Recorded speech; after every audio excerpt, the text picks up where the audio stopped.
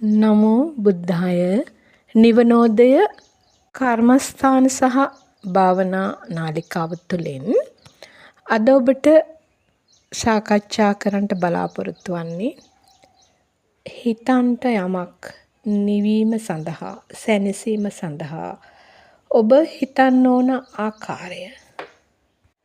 ඔබට යම් ආකාරයේ භෞතික දේවල් ඔබට අවශ්‍ය භෞතික පරිසරය සැපවත් වූ ජීවිතයක් ගත කිරීමට අවශ්‍ය ආකාරයෙන් මේ මොහොත වෙන විට පරිපූර්ණ වෙලා තියෙන්න පුළුවන්. තව කෙනෙකුට ඒ ආකාරයෙන් පරිපූර්ණ නොවි ඒ සඳහා උත්සාහවන්ත වෙමින් සිටිනවා වෙන්න පුළුවන්. මේ අසන ඔබ මේ අන්ත දෙක අතර තමයි ඉන්නේ. එහෙනම් අපි මේ දෙකටම සරිලනසේ මේ ආකාරයෙන් අපි අපගේ චින්තන රටාව වෙනස් කර ගමු. ඔබට දැන් සියල්ලෙන් සියල්ල තියෙනවා. අවශ්‍ය පරිසරය තියෙනවා. හැබැයි ඔබ හොඳින් මතක තියාගන්න. ඔබගේ මරණ මොහොතේදී එක්රැස් කළා වූ ඒ භෞතික වූ භාණ්ඩ හෝ නැත්නම් පුජ්‍යලයන් හෝ ඔබට සරණක් වෙලා තියෙනවද? සරණක් වෙන්න පුළුවන්ද කියන එක ඔබ හොඳින් මතක තියාගන්න ඕන. හොඳින් සිහි කරන්න ඕන. අවසානයේ ඔබ මොකද්ද මරණ මොහොතේදී ඔබගේ ජීවිතයට කරගෙන තියෙන්නේ? මේ සියලුම දේවල් ඔබට අහිමි වෙනවා. ඇඳිවත පවා ඔබට අහිමි වෙනවා. ඔබට ඇඳගෙන යන්න වෙන්නේ මිනි ඇඳුමක්. එහෙනම් ඔබ කවදාකවත් ඇඳපු නැති ඇඳුමක් තමයි අවසානයේ මේ භෞතික වූ ශරීරයට අඳවන්නේ. එහෙනම් ඔබ එන්නේ මිනි ඇඳුමත් එක පිච්චිලා යනවා, එක දිරලා යනවා මේ කයත් සමගම. එහෙනම් ඔබ කර යම් අකුසල් ශක්තියින් තියෙනවනම්, කුසල් ශක්තියින් තියෙනවනම් එන්නේ ටික විතරයි ඔබට හිමි. එහෙනම් ඒ මොහොතේ තමන්ගේ සිත වික්ෂිප්ත භාවයට පත් වෙනවා. අසරණ භාවයට පත් වෙනවා. තමන්ට හදවතින් හඬා වැළපෙන්න වෙනවා නම්, වේදනාවෙන් කෑමොර ගහන්න වෙනවා නම්, ඒ සියල්ල උරුම කරගත්තේ තමා විසින්මයි. එහෙනම් ඔබ එතෙන්ටපත් වෙනවද? නැත්නම් ශක්තිමත් වූ ප්‍රීතිදායක සුඛදායක මරණයකටපත් වෙනවද කියන එක තමාම තීරණය කළ යුතුයි. ඔබ බොහෝ පින්කම් කරන කෙනෙක් වෙන්න පුළුවන්. ඔබ බැලිය යුතුයි ඔබගේ සිතේ රාග, ද්වේෂ, මෝහ කියන ඒ අකුසල් ධර්මයන් ක්‍රියාත්මක වෙනවාද කියලා. අනේ අකුසල් ධර්මයන් ක්‍රියාත්මක නොවන මනසකින් පින්කම් කරොත් තමයි ඒ පින ප්‍රබල වෙන්නේ. ඔබ යම් ආකාරයෙන් යම් බලාපොරොත්තු ඇතුව එකෝ මම පින් කරන කෙනෙක් කියලා ලෝකයාට පෙන්වන්න. නැත්තම් මට මේ තරම් මුදල් තියෙනවා, මට මෙන්න මේ ආකාරයෙන් කරන්න පුළුවන් ආදී වගේ පෙන්වන්න. නැත්තම් මොනියම් ආකාරයෙන් ඔබේ චින්තන රටාව අකුසල් සහිත නම් ඔබම තමයි ඒක දන්නේ. එහෙනම් ඔබ බලන්න ඔබ කොතනද ඉන්නේ කියලා.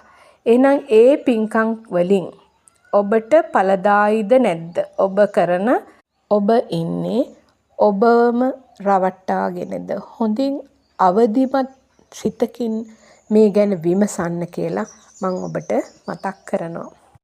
පින කරන්න පින උපාදාන නොකරගෙන. අන්න එතන ඔබට හැකියාව තියෙනවා නම් ඔබ මරණය අභියස අතරමං නොවන කෙනෙක් බවට පත් වෙලා. එහෙනම් මේ සිතේ පවත්නා වූ රාග, ද්වේෂ, මෝහ කියන අකුසල් ධර්මයන් සිඳ දමන්න පුළුවන් ගටිත ධර්මයක් ඔබගේ ජීවිතයට එකතු කරගෙන තියෙනවද කියලා බලන්න. ඒ තමයි ලොකුම කුසලය. එන්නේ කුසලය කරගෙන නැත්තම් අපිට තීරණය කරන්න බෑ සතර අපායෙන් මිදිලා කියලා. එහෙනම් ඔබ ඔබේ ජීවිතයට ඔබට අනුකම්පා කළ යුතුයි. ඔබට මෛත්‍රිය කළ යුතුයි. ඔබට කරුණාවන්ත විය යුතුයි. එහෙනම් ඔබම කල්පනා කර බලන්න මරණ මොහොතේදී මගේ සිත කොහොම ක්‍රියාත්මක වෙයිද? අවිද්‍යාව තුල රවට්ට ගන්න යන්න එපා. බොහෝ අය ඒ ප්‍රඥාවවත් නැහැ Taman තුල. එහෙනම් ඒ ප්‍රඥාව ඔබ විසින් ඇති කර ගන්න ඕන ප්‍රඥාවක්. ඒක අපිට කාටවත් දෙන්න බෑ. තමා තුල තමා ගැන ස්වයං විශ්ලේෂණයක් කර ගන්න. මේ මොහොතේ මරණය පැමිණෙනවා. ඔබ වික්ෂිප්ත වෙනවද? නැත්නම් ඔබට මේ මරණය අභියස ඔබට ධර්මයේ මෙනෙහි කරන්න ධර්මානුකූල පරිසරයක් සැකසෙනවද ඔබේ චිත්තසංතානය කියලා. පින උපාදානය කරගෙන දිව්‍ය තලවලට, පව උපාදානය කරගෙන සතර අපායෙත් යන්න පුළුවන්. එනම් මේ දෙකෙන්ම මිදිච්ච ජීවිතයකට ඔබ යන්න ඕන. පවින් ඒකාන්ත කොටම නිදහස් වෙන්න ඕන. හැබැයි කවදා හරි අරිහත්ත්වය පූර්ණ කරගන්නකම් අපිට ආහාර ටික, ඇඳුම් පැළඳුම් ටික, බේත් ටික, ඉන්න නිවාසයක්, අන්න ඒ වගේ අවම කොටස් ටික ලැබිය යුතු නිසා මේ පින්කම් ටික කළ යුතුයි. දන් දීම, සිව්පස්ය පරිත්‍යාග කිරීම. හැබැයි මේවා අතහැරලා කරන්න. මේවා කරද්දී මෙන්න මේ අෂ්ටාර්ය පුජ්‍යල මහා සංඝරත්නය උදෙසා මේ දේවල් කරන්නේ උන්වහන්සේලාගේ සුඛ විහරණයට, බ්‍රහ්මචර්යාවට අනුග්‍රහය පිණිස යන්නා වූ අදිෂ්ඨානය ඔබ තුළ තිබිය යුතුයි. යටි අදහස් උන්වහන්සේලාව වෙන ආකාරයෙන් ප්‍රයෝජනට ගනීමේ අදහස් ඔබ තුළ නොතිබිය යුතුයි.